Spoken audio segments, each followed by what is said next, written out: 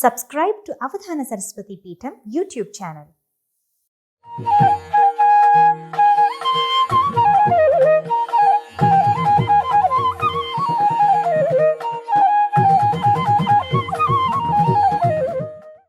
మేనక విశ్వామిత్రుడు తపస్సు చేస్తున్నటువంటి హిమవత్ పర్వత ప్రాంతానికి ప్రవేశించి ఆయనకు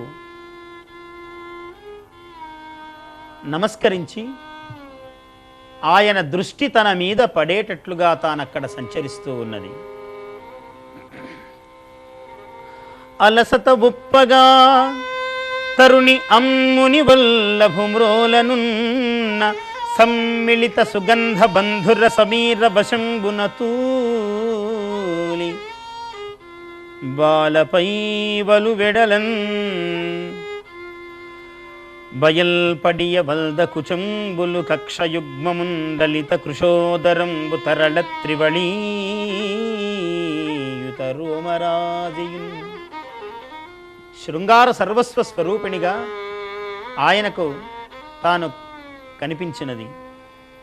అందు తన దృష్టి నాటుడు విశ్వామిత్రుని యొక్క దృష్టి అక్కడ నాటుకుపోయినది, కదలలేక ఆగిపోయినది. కందర్ప నిశాత సాజకంబులు పెలుచండెందము గాడిన ధృతి సెడ కంది మునీంద్రుడు దాని కవయన్ తిరివెన్. ఆ మేనకా వశంగతుడయ్యాడు విశ్వామిత్రుడు. విశ్వామిత్రుడు ఎంత తపస్సంపన్నుడైనా, మహితాత్ముడైనటువంటి విశ్వామిత్రుడైనా ఎప్పుడైతే మేనకావశంగతుడైపోయాడో ఆయన తపస్సు ఆగిపోయినది.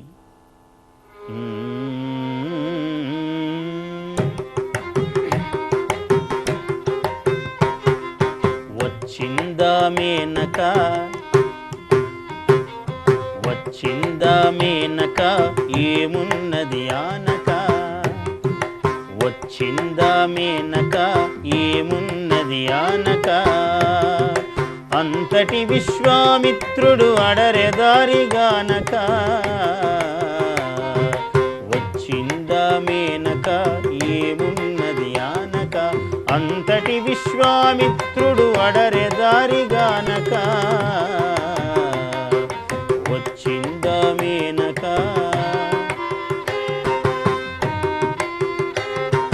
మెరుపు మేని విరుపులు గల మెలికల జిగితారక మెరుపు మేని విరుపులు గల మెలికెల జిగితారక ఎల మగటిమి గుండెల వెన్నెల పంచే చెకోరక ఎల మగటిమి గుండెల వెన్నెల పంచే చెకోరక తొందరపడి కోరక వచ్చిందా మేనక ఏమున్నది ఆనక అంతటి విశ్వామిత్రుడు అడరెదారిగానక వచ్చిందా మేనక.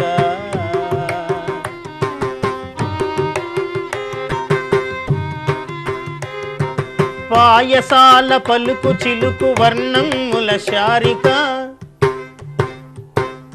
పాయసాల పలుకు చిలుకు వర్ణముల శారిక ఆశల తోరణలు గట్టు సుఖరాజ్య ద్వారక ఆశల తోరణలు గట్టు సుఖరాజ్య ద్వారక ఆశలు పడి చేరక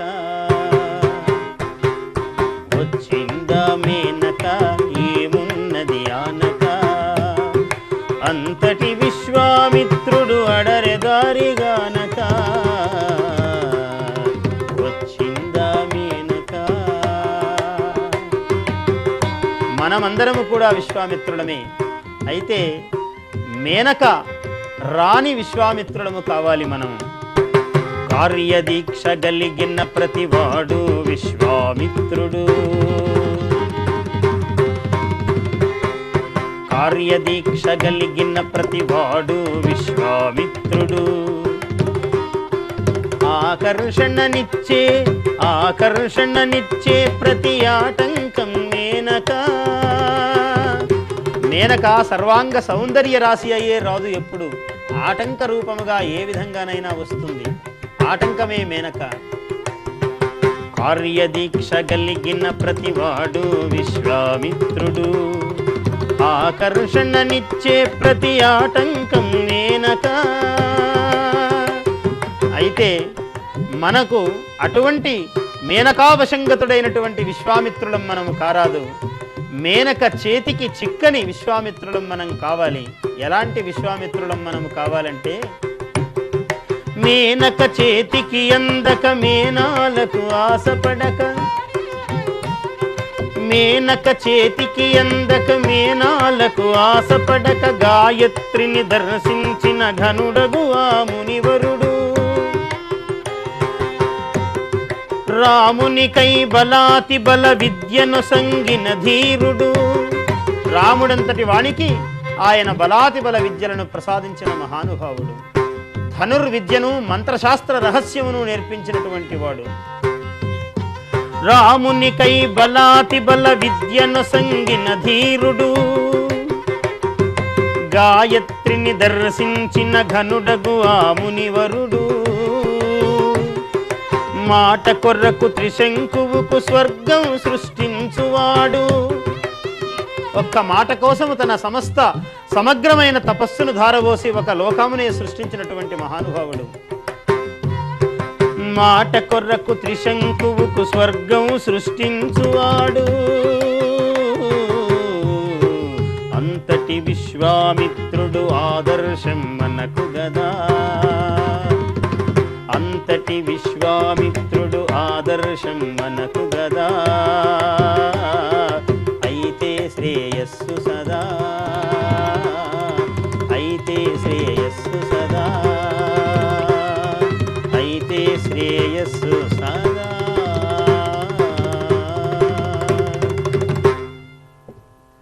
అటువంటి మేనకావశంగతుడైనటువంటి విశ్వామిత్రుడము మనము కారాదు. మేనకా వశము కాని, ఏ కోరికకు ఏ వాంఛకు దొరకని అకుంఠిత దీక్షా తత్పరులమైన విశ్వామిత్రత్వము ప్రతి మనిషికి కార్యదీక్షాపరత్వమై ఫలించాలి అని శుభాశంసన చేస్తూ, విశ్వామిత్రుడు మేనకావశంగతుడయ్యాడు.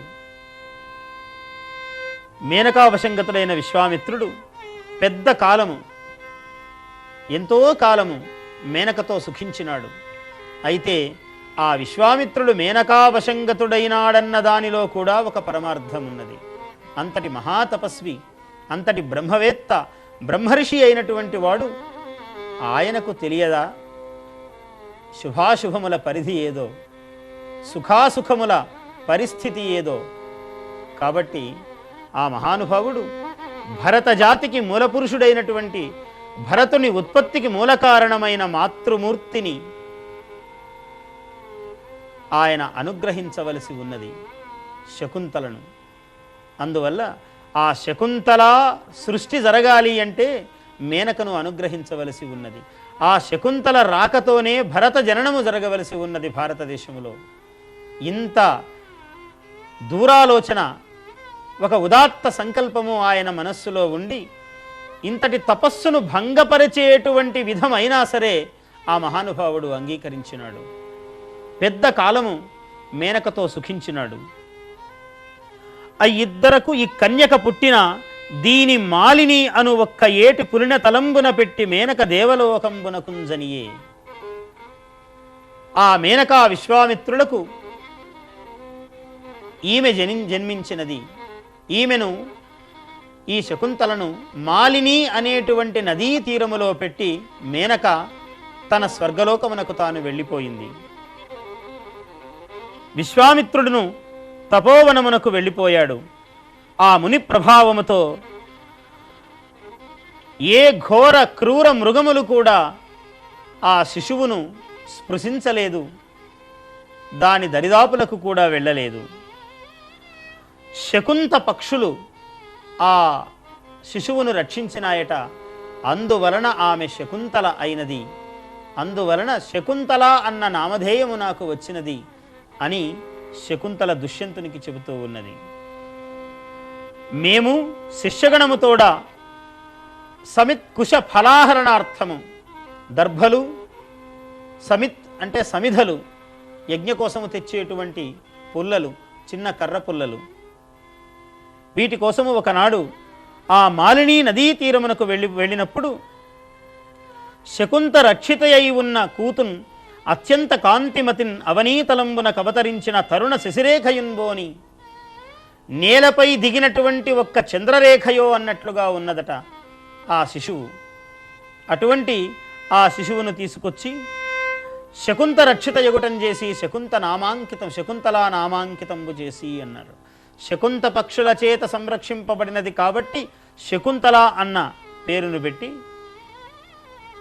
నేను మునికుమారులు తెచ్చినటువంటి ఆ శిశువును సంరక్షించినాను అని కణ్వ మహాముని వేరొక మునికి చెబుతూ ఉండగా నేను విన్నది మీకు చెబుతున్నాను అని శకుంతల చెప్పినది. తనర జనకుండు అన్నప్రదాతయును భయత్రాతయును గనుక, అంటే మరి నాకు తండ్రి, మీ తండ్రి ఎవరు అంటే నేను కణ్వాత్మజను అని చెప్పినదామె. మరి అబద్ధమవుతుంది కదా, కణ్వ తనూజను అంటే ఆమె ధర్మశాస్త్రం చెబుతున్నది. అన్నదాత భయత్రాత, లోకములో అన్నదాత అన్నమును పెట్టినవాడు, భయత్రాత భయమును పోగొట్టినవాడు, స్వయముగా కన్న తండ్రి, ఈ ముగ్గురు కూడా తండ్రి అవుతారు స్త్రీలకు అన్నారు. ఇంతులకు మువ్వురు ఒగిన గురువులు వీరలు అనఘ ఉపనేత మరియు నిరంతర అధ్యాపకుండు. నలుగురు గురువులు తండ్రులు 5 మంది పురుషునికున్నారు అన్నారు. ఎవరు? ఉపనేత, ఉపనయనము చేసినవాడు, నిరంతర అధ్యాపనము చేసినవాడు, గురువు విద్యాబోధనము చేసినవాడు. ఈ ఇద్దరు, మొదటి ముగ్గురే కాక అన్నదాత భయత్రాత స్వయం పిత, అన్నమును పెట్టినవాడు, భయమును పోగొట్టినవాడు, భయం నుంచి రక్షించినవాడు, స్వయముగా తనను కన్న తండ్రి, ఈ ముగ్గురు స్త్రీలకు, పురుషులకు ఈ ముగ్గురే కాకుండా ఉపనయనము చేసినవాడు, విద్యాభ్యాసము నిరపినవాడు, ఈ 5 మంది తండ్రులు. ఇది ధర్మశాస్త్రము. అందువలన నాకు కణ్వుడు నా తండ్రి అని నేను చెప్పినాను అని చెబుతున్నదామె. ఈ ఏవు రణయంబును గురువులు, వీళ్ళందరూ కూడా గురుత్వాన్ని వహించినటువంటి వాళ్ళు అని ఆమె చెప్పినది. అప్పుడు ఆ ఇద్దరు వలపుగొన్నవారై వివాహమునకు ముందుకు వెళ్ళినారు. ఇది మునినాథ కన్యయని ఎంతయు నిస్పృహ వృత్తినున్న నా హృదయము రాజపుత్రినని కమలాక్షి నిజాభిజాత్య. ఇంతవరకు ఈమె మునికన్య అని మనస్సులో ఎంతో వేదన పడ్డానే, అన్ని వివరాలు తెలుసుకున్న పిమ్మట మనస్సు చాలా తేలికపడుతున్నది. ఈమె క్షత్రియకాంత, క్షత్రియుడైనటువంటి రాజర్షి అయినటువంటి విశ్వామిత్ర సంతతి. అందువలన ఈమె నాకు అసంశయం క్షత్ర పరిగ్రహ క్షమా అని అన్నాడు కాళిదాసు. అదే విధముగా చెబుతున్నాడు ఇక్కడ.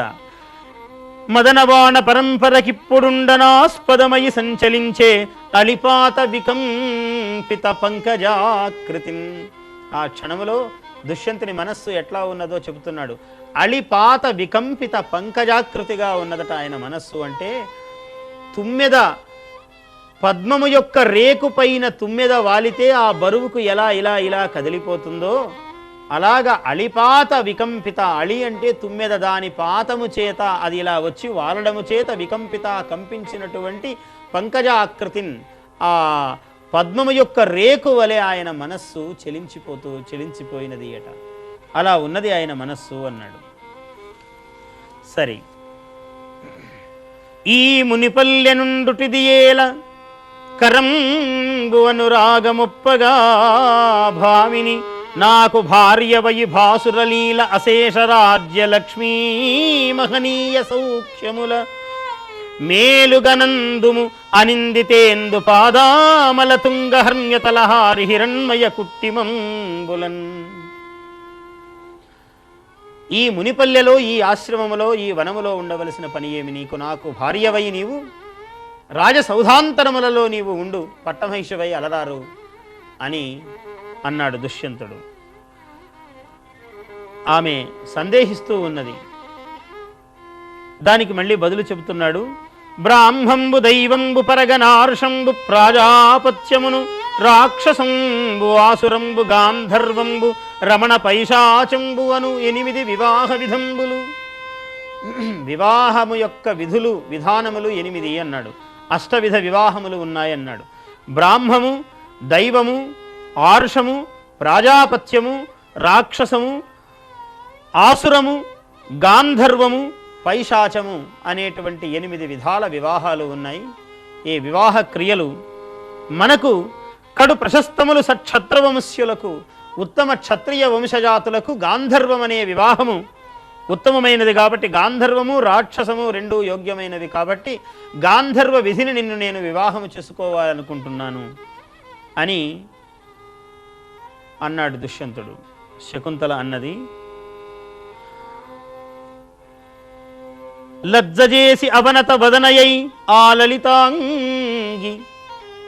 లజ్జావనత ముఖి అయి ఆమె ఇలా అన్నది, కరుణానిరతులు ధర్మస్వరూపులు ఇంతకు మదీయ జనకులు సనుదెంతురు వారు వచ్చి నీకిచ్చిరేని పాణిగ్రహణము సేయుము నన్ను. నేను మా తండ్రి గారు కొంత తడవు మీరు ఇక్కడ ఉన్నట్లయితే మహాత్ములు తపోధర్మ నిరతులు జ్ఞానమూర్తులు అయినటువంటి కణ్వ మహర్షి వచ్చేస్తారు. వారు మీకు నన్ను ఇచ్చినట్లయితే మన పాణిగ్రహణము జరుగుతుంది అని ఆమె చెప్పినది. అప్పుడు అన్నాడు దుష్యంతుడు మళ్ళీ, తనకు మరి తాన చుట్టంబు తాన తనకు గతియు తన్నిచ్చుతో తానే కర్తయనగా. గాంధర్వ వివాహములో ఒక విధి. దీని యొక్క లక్షణం ఏమిటంటే, తనకు మరి తానే చుట్టంబు, తనకు తానే చుట్టము, తానే తనకు గతి మార్గము, తనకు తానే దాత, తాను ఇచ్చుకోగలిగినది తనను తానే ఇచ్చుకోవలసి ఉంటుంది. వనజనేత్ర గాంధర్వ వివాహము అతి రహస్యమును అమంత్రకమును అగుట ఒప్పు. గాంధర్వ విధి అన్నది ఇది రహస్యము, అమంత్రకము. మామూలు వివాహములలో ఉన్నట్లుగా ఇక్కడ మంత్రము ఉండదు. కాబట్టి ఇది వివాహము, ఈ గాంధర్వము యొక్క విధి ఇది అన్నాడు. గాంధర్వ వివాహ స్వరూపంబు చెప్పి శకుంతలను వడంబరచిన ఆమె ఇట్లనియే. ఆమెను ఎట్టకేలకు ఒప్పించినాడు. అయినా శకుంతల జాగ్రత్తగా ఒక మాట చెబుతున్నది. నరనుతని ప్రసాదమున నాకు ఉదయించిన నందనున్ మహీ గురుతర యౌవరాజ్యమునకున్ దయతో నభిషిక్తు చేయగావరము ప్రసన్న బుద్ధి ననవద్యముగా దయసేయు నిమ్మితో నిరుపమ కీర్తి ఎట్లైన నీకును నాకును సంగమం బగున్. చాలా జాగ్రత్తగా ఒక మాట చెప్పిందామె. సరే, ఇప్పుడు ఇది రహస్యము అమంత్రకము అంటున్నావు కాబట్టి ఈ విధి, ఇప్పుడు మనకు కలుగబోయే సంతానమును సర్వరాజ్యానికి నీవు అభిషిక్తునిగా చేసినట్లయితే మన సంగమము జరుగుతుంది అని ఆమె నాకు అటువంటి వరాన్ని ప్రసాదించవలసింది అని అడిగింది. అనిన విని శకుంతలకెంతయు సంతోషంబుగా దాని కోరిన వరంబిచ్చి గాంధర్వ వివాహంబున అభిమత సుఖంబులు అనుభవించి అత్కోమలి వీడ్కొని నిన్ను తోడ్కొని రాన్ అస్మత్ ప్రధాన వర్గంబు కణ్వ మహాముని పాలికిన్ పుత్తించదను. నిన్ను తీసుకుని రావడానికి మళ్ళీ నేను నా అమాత్య వర్గమును మంత్రివర్గమును పంపిస్తాను అని చెప్పి ఆయన వెళ్ళిపోయాడు. ఒక అద్భుతమైన శ్లోకం చెప్పాడు కాళిదాసు. ఆ నదిని దాటి వెళ్ళాలి, మాలినీ నదిని దాటి వెళ్ళాలి. ఆ వెళుతూ ఉన్నప్పుడు పడవలో కూర్చున్నాడట. పడవలో నిలబడి వెళుతూ ఉన్నాడు దుష్యంతుడు. గచ్చతి పురశరీరం ధావతి పశ్చాత్ అసంస్తుతం చేతః చీనాంశుకమవకేతో ప్రతివాతం నీయమానస్య. శరీరం ముందుకు గచ్చతి నడుస్తున్నది అన్నాడు. ధావతి పశ్చాత్ అసంస్థుతం చేతః మనస్సు వెనక్కు పరిగెడుతున్నది అన్నాడు. ఉపమా కాళిదాసస్య అన్నారు కదా, అద్భుతమైన ఉపమానం చెప్పాడు. ఎలా ఉన్నది అంటే, ఆ తెరచాప కట్టిన కర్ర ఉన్నది, ఆ కర్రలాగా దుష్యంతుడు ఉన్నాడట నిలబడి అచేతనముగా. ఆ తెరచాపకు కట్టిన గుడ్డ ఉన్నది, అది రెపరెపరెపలాడుతున్నది, వెనక్కు కొట్టుకుంటున్నది గాలికి. ప్రతివాతము ఎదురు గాలికి వెనక్కు కొట్టుకుంటూ ఉన్నది. అలాగ మనస్సు వెనక్కు పరిగెడుతూ ఉన్నదట. గచ్చతి పురశరీరం ధావతి, పదాలు ప్రయోగించటంలోనే శరీరం గచ్చతి అన్నాడు, ముందుకు నడుస్తున్నది అన్నాడు. చేతః ధావతి అన్నాడు, ఏమీ చెయ్యలేని మనస్సు వెనక్కు పరిగెడుతున్నది అన్నాడు. అటువంటి అద్భుతమైన ఉపమానం చూపించాడు కాళిదాసు. ఇక్కడ ఆయన రాజ్యానికి వెళుతున్నాడు. శకుంతలకు వీడ్కోలు పలికి జయోస్తు.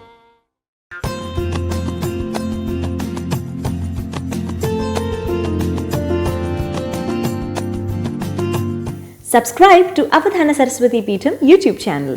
Like and share this video.